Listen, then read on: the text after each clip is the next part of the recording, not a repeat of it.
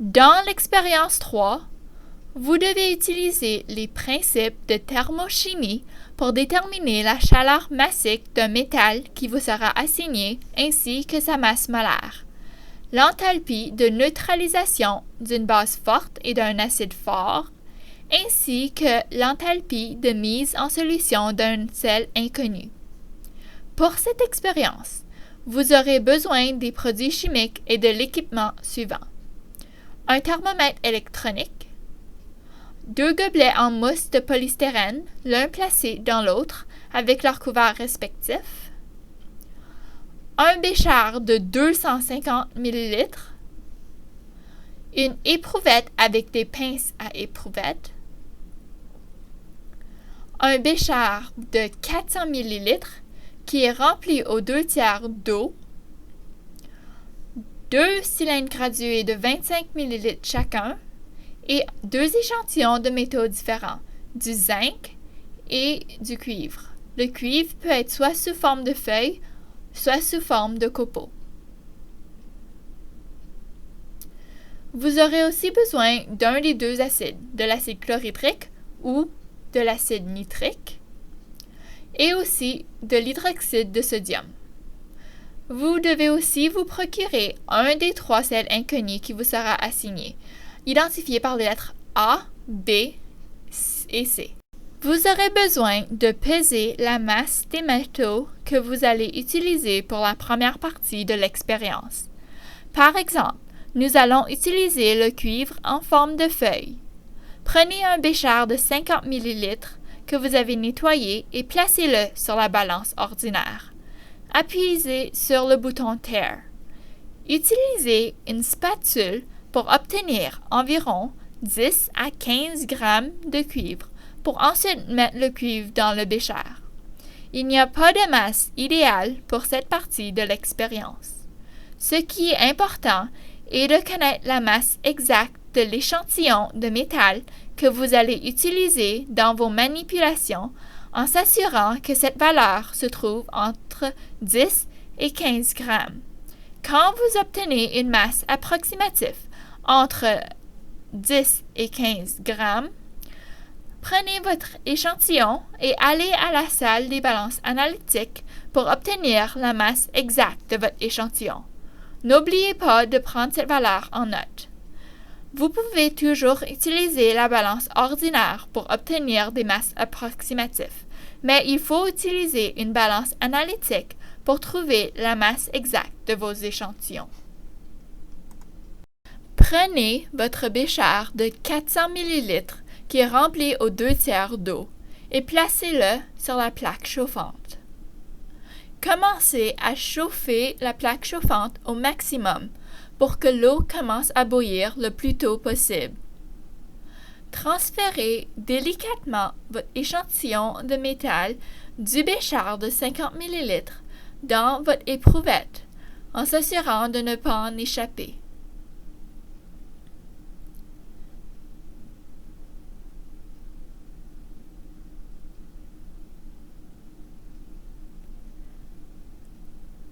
Après avoir transféré le métal dans votre éprouvette, vous pouvez maintenant mettre votre éprouvette dans le bain d'eau.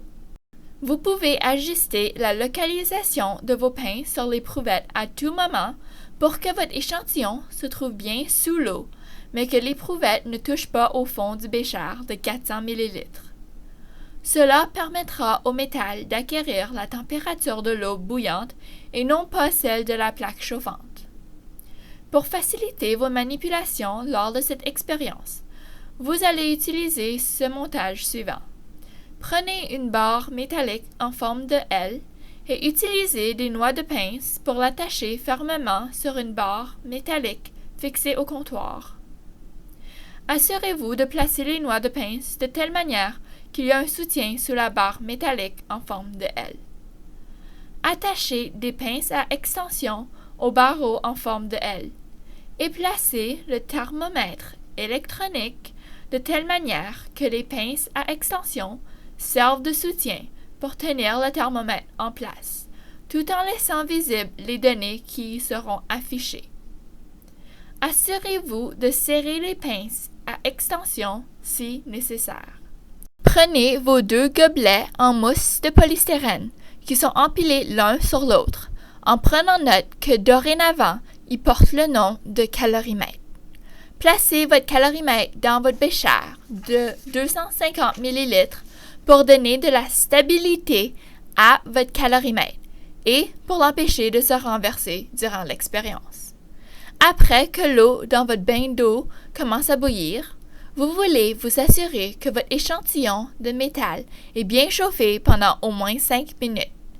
Votre échantillon peut être chauffé pour plus longtemps, mais pas moins que 5 minutes pour s'assurer que le métal atteigne la même température que l'eau bouillante, idéalement à 100 degrés Celsius. En attendant, vous pouvez vous diriger vers la salle des balances analytiques pour déterminer la masse de votre calorimètre vide et de son couvercle séparément. Cette information peut vous être utile puisque vous allez devoir choisir si vous voulez faire vos calculs à partir des masses ou des volumes mesurés. Après avoir déterminé la masse de votre calorimètre, procurez-vous environ 20 ml d'eau distillée dans un cylindre gradué et transférez-le dans votre calorimètre. Vous pouvez utiliser le volume mesuré dans le cylindre gradué dans vos calculs, avec une exactitude d'un chiffre après la virgule, ou retourner à la salle des balances analytiques pour déterminer la masse du calorimètre avec l'eau qui y a été ajoutée. Placez maintenant les 2 couvercles sur le calorimètre, de telle manière que les 2 trous sont bien alignés, et assurez-vous que le tout est bien fermé. Insérez avec soin le thermomètre électronique dans votre calorimètre, en le plaçant dans le trou du calorimètre, en vous assurant de ne pas percer par mégarde le fond de votre calorimètre avec votre thermomètre. Cependant, votre thermomètre doit se trouver dans l'eau qui se trouve dans le calorimètre et non pas dans le vide. À ce moment-ci, vous pouvez débuter vos prises de données de température à n'importe quel moment que vous désirez et ce temps sera indiqué comme temps 0 dans vos données brutes et dans vos graphiques. Il est fortement suggéré de brasser légèrement le contenu de votre calorimètre avant de prendre la température de son contenu. À partir du temps 0, vous devez noter la température du contenu du calorimètre à chaque 30 secondes ou à chaque minute, selon vos préférences, pour une durée de 2 à 3 minutes. Après que votre métal a été chauffé pendant au moins 5 minutes, vous êtes prêt à débuter votre expérience. Vous aurez besoin de votre propre montre ou d'un chronomètre pour noter le temps écoulé. Cela n'est pas fourni durant votre expérience. Après avoir déterminé le temps 0, cette valeur dans le temps ne pourra pas être altérée dans vos calculs ou dans vos graphiques. Vous devez prendre note qu'il y a 2 séries de paramètres dans votre thermomètre. La température peut être mesurée jusqu'à un chiffre après la virgule ou jusqu'à la virgule. Assurez-vous de choisir de mesurer la température jusqu'à un chiffre après la virgule. Il y aura des fluctuations mineures entre vos valeurs de température, mais cela est bien normal. N'oubliez pas que les valeurs obtenues du thermomètre ont une incertitude de plus ou moins 0,1 degré Celsius. Après avoir pris la température du contenu de votre calorimètre pour au moins 2 à 3 minutes, vous arrivez à une des étapes les plus cruciales de cette expérience. Vous devez collaborer avec votre partenaire pour bien réussir cette étape. L'un d'entre vous va enlever le couvercle du calorimètre avec le thermomètre en tenant le thermomètre entre 2 de vos doigts pour éviter que le trou du calorimètre soit élargi par mégarde. L'autre personne prendra l'échantillon de métal et le versera le plus rapidement possible dans le calorimètre.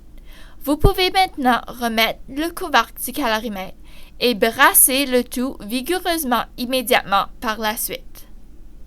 Suite à la prochaine prise de données, qui sera 30 secondes plus tard, vous continuez de prendre vos données en notant vos variations de température pour chaque 10 secondes pendant 2 à 3 minutes. Après cela, vous pouvez noter les variations de température à chaque 30 secondes pour un autre 2 à 3 minutes pour obtenir une durée d'environ 5 minutes. Si la température du calorimètre continue de changer considérablement après ces 5 minutes, vous devez continuer de noter les variations de température jusqu'à une durée de 10 minutes, ou si la température atteint un équilibre, c'est-à-dire devient stable. Il est suggéré de répéter cette partie de l'expérience au moins une autre fois. Pour sauver du temps, vous pouvez chauffer 2 échantillons de métal simultanément dans le bain d'eau. De cette manière, après avoir terminé votre premier essai, vous pouvez jeter le contenu de votre calorimètre pour ensuite répéter cette partie de l'expérience. Nous vous demandons de ne pas jeter vos échantillons de métaux dans la poubelle pour les recycler. Il y aura un bain d'eau dans une des huttes dans votre section de laboratoire, où vous pourrez y placer vos échantillons. Pour la deuxième partie de l'expérience, vous allez débuter en versant votre solution basique dans votre calorimètre. Votre calorimètre devrait être lavé et séché avant d'y verser votre solution basique. Vous devez noter la masse de votre calorimètre avec la solution basique et ensuite noter les variations de température de la solution basique dans le calorimètre pour 2 à 3 minutes. Vous allez aussi vous procurer un échantillon de 15 ml d'acide qui vous sera assigné spécifiquement par votre démonstrateur, soit de l'acide chlorhydrique ou de l'acide nitrique. Assurez-vous de mesurer le volume de cet acide dans un cylindre gradué. 2 ou 3 minutes après que vous avez débuté de noter la température de la solution basique dans le calorimètre, vous allez verser dans votre calorimètre votre solution acide. Brassez bien votre calorimètre par la suite et prenez après 30 secondes votre prochaine donnée. Suite à la prochaine prise de données 30 secondes plus tard, vous continuez de prendre vos données en notant vos variations de température pour chaque 10 secondes pendant 2 à 3 minutes. Après cela, vous pouvez noter les variations de température à chaque 30 secondes pour un autre 2 à 3 minutes pour obtenir une durée d'environ 5 minutes. Ou cela peut finir de plus de bonne heure si la température se stabilise avant les 5 minutes suggérées. Puisque pour cette partie de l'expérience, vous avez combiné une solution basique avec une solution acide, il est essentiel de bien brasser votre calorimètre fréquemment pour optimiser les résultats de cette réaction.